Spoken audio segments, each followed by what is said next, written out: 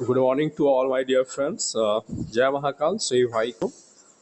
Or today I am going to discuss another favorite topic of BPSC, and all you are saying you have seen the topic name is governor. So let us start without wasting time. So dear, a governor is the nominal executive head of a state like president at no center. आपको पता है कि नाम मात्र का जैसे क्या होता है, कार्यकारी जो हेड है, प्रमुख है हमारे यहाँ केंद्र में राष्ट्रपति, उसी तरह से राज्य में क्या होते हैं, राज्यपाल होते हैं. Article deals the particular about the governor. All you have seen here. Article 153 to 162 in Indian Constitution deal with governor. यदि नियुक्ति की बात की जाए, we will talk about appointment. The points are given here. Governor is appointed by President of India. There is no provision of election. It is a nomination based post. So yeah, for criteria, the person must be citizen of India. Minimum age should be 35 years. Should not hold any office of profit.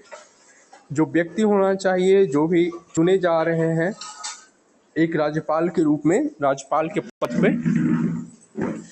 उनकी नियुक्ति राष्ट्रपति के द्वारा की जाती है और कोई इसमें निर्वाचन की ऐसी पत्ती नहीं है, इलेक्शन की पत्ती नहीं है. ये नॉमिनेशन बेस्ड पोस्ट है.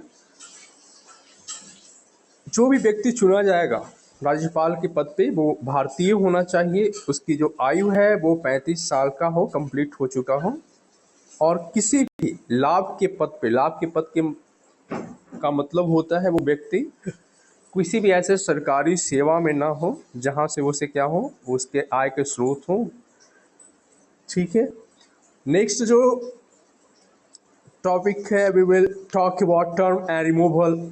उसका कार्यकाल क्या है, उसे कैसे हटाया जा सकता है. तो all you know very well that tenure और term of a governor is 5 years but hold office at the pleasure of the president. है ना. उसका जो कार्यकाल होता है 5 साल का होता है, लेकिन क्या है, वो राष्ट्रपति के प्रसाद पर्यंत पद पे बना रहता है. Can be removed any time by president. No grounds और प्रोसीड्यूर डिफाइंड इन कॉन्स्टिट्यूशन. वो क्या है कि किसी भी समय जो है राष्ट्रपति जो है गवर्नर को उसके पद से हटा सकता है. और हालांकि ऐसा जो है कोई भी प्रक्रिया जो है हमारे संविधान में इसके बारे में कहीं भी ऐसे स्पष्ट रूप से बात नहीं की गई है, कोई भी ऐसा प्रोसीड्यूर नहीं बनाया गया है. Can resign by writing to the president. वो अपना जो है जो रिजिग्नेशन देगा वो किसे देगा, राष्ट्रपति को देता है. ठीक है. Let discuss about the powers of governor and it's very important for it. That there are 3 types of power. Actually, it's classified in executive or legislative or judicial power. So, all you have to focus on this particular areas, and you will try to write down on the pages or on the board. So here needs your concentration. So at first, let's discuss about the executive powers of governor. So my dear, it's executive power appoint CM.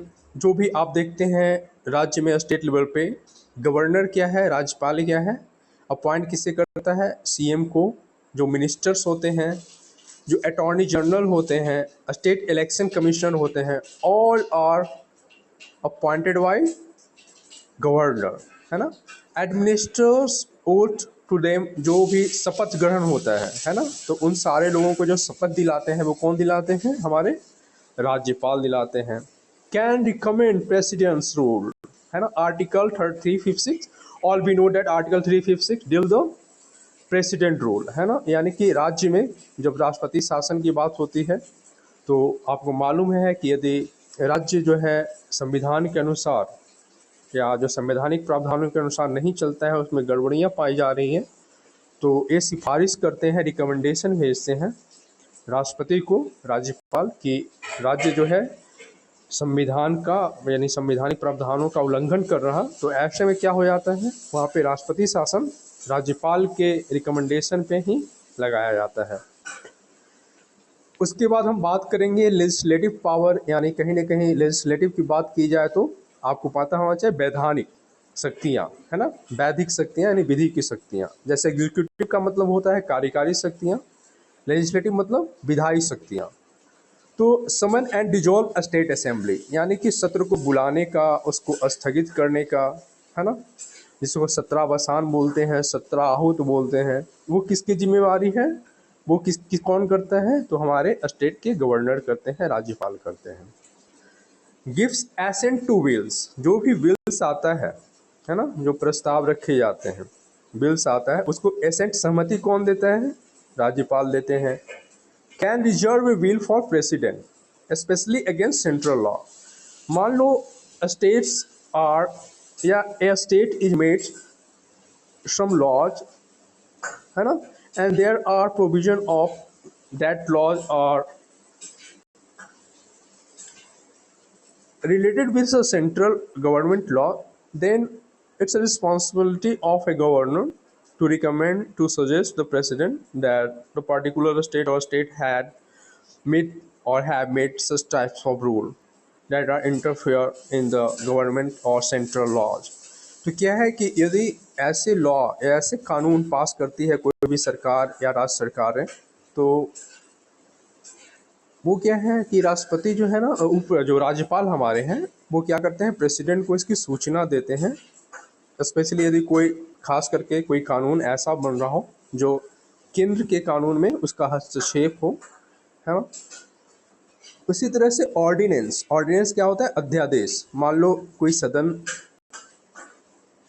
जो है स्थगित है, सदन का भी कार्यकाल है, ऐसा कुछ सार्वजनिक मुद्दा आ गया या कुछ ऐसे कानून का जरूरत पड़ गया, तो बिल्कुल ऑर्डिनेंस भी जो होता है, जैसे हमारे कानून होते हैं जो लॉज बनते हैं पार्लियामेंट में या लेजिस्लेटिव असेंबली में, विधानसभा में या संसद में, बिल्कुल उसके अनुसार ये भी इसको ही मान्यता दिया जाता है ना। तो तत्कालीन ऐसे ऑर्डिनेंस पास किए जाते हैं, कानून बनाए जाते हैं, है ना, किसके द्वारा, इसको किसके द्वारा किया जाता है, राज्यपाल के द्वारा ही, ठीक है, राज्य में। और केंद्र में आपको मालूम होना चाहिए राष्ट्रपति के द्वारा। तो आर्टिकल 213 जो है, अध्यादेश जारी करने की जो शक्ति है किसके पास है, हमारे राज्यपाल के पास है। उसी के तहत जो जुडिशियल जो पावर्स हैं हैज गिवन टू गवर्नर, यानी जो न्यायिक जो शक्तियां हैं, can grant pardon remission etc for state laws only. ये ना बात आपको ध्यान में रखनी है कि क्षमा दान की शक्ति, है ना, किसी को यदि मान लो कि ऐसा कुछ है उसको दिया गया है, तो उसके जो दंड प्रावधान है ना, उसमें क्या वो कटौती कर सकता, उसकी क्षमा याचना को स्वीकार कर सकता है, लेकिन किसमें, स्टेट लॉज में। सिर्फ स्टेट से यदि रिलेटेड कुछ ऐसा प्रावधान है, कानून है, केस है, तो उसमें ही इसे दिया गया है सिर्फ। डिस्क्रेशनरी पावर, जब गवर्नर अपने विवेक से, है ना, यानी कि जब उसके जो गवर्नर राज्यपाल के विवेकाधीन जो शक्तियाँ दी गई हैं, तो विवेकाधीन शक्तियों के ऊपर उसका पूरा हक है, वो अपने विवेक के अनुसार कार्य करता है। जैसे कि जब कोई पार्टी मान लो वहाँ पे बहुमत में न हो, है ना, no party has majority, then appointing CM, है ना, हिज रिस्पॉन्सिबिलिटी, यानी कि वो सीएम को अपॉइंट कर सकता है। Sending report to president's rule, राष्ट्रपति को, है ना, जैसा कि आपने जाना कि प्रेसिडेंट्स रूल के लिए, राष्ट्रपति शासन के लिए रिपोर्ट कर सकता है राष्ट्रपति को। रिजर्विंग बिल फॉर प्रेसिडेंट, है ना, प्रेसिडेंट को क्या है, प्रेसिडेंट के लिए वो क्या कर सकता है, बिल को रिजर्व करके रख सकता है, आरक्षित करके रख सकता है, सहमति न दे उस पर। जो कुछ इंपॉर्टेंट आर्टिकल्स हैं, है ना, in front of your eyes, so give your look here. And 153, all you know that governor for each state, and 155 article appointed by president, 156 deals terms of office, 161 pardoning powers, 213 ordinance making power. Okay, we will revise again. 153 governor for each state, 155 appointment by president, 156 term of office, 161 pardoning power, 213 ordinance making power.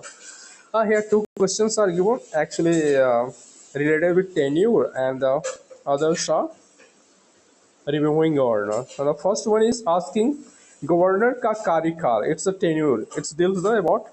It is asking about the tenure. All we know very well that it's a 5-year tenure, and governor, yeah, it depends on, है ना, mercy on Rashtrapati. Yeah, Rashtrapati, president has given power, है ना. So these are the few topics, few points. I think it's important for, especially it's I am talking in the context of 71st BPSC, and BPSC asks some, it's a trend that BPSC has been asked some questions related with the governor. So it's for you, and it's your responsibility to revise. You will see one or two times, and now I think that it's enough for BPSC PT exams. And if you do want to do some extra or more, then it's your desire, your will. लेकिन मैं तो माना करूँगा कि ऐसा ज़्यादा extra के चक्कर में ना रहें. मेरे को लगता है ये काफ़ी है बीपीएससी पीटी के लिए. तो आप मस्त रहें, स्वस्थ रहें. जय महाकाल.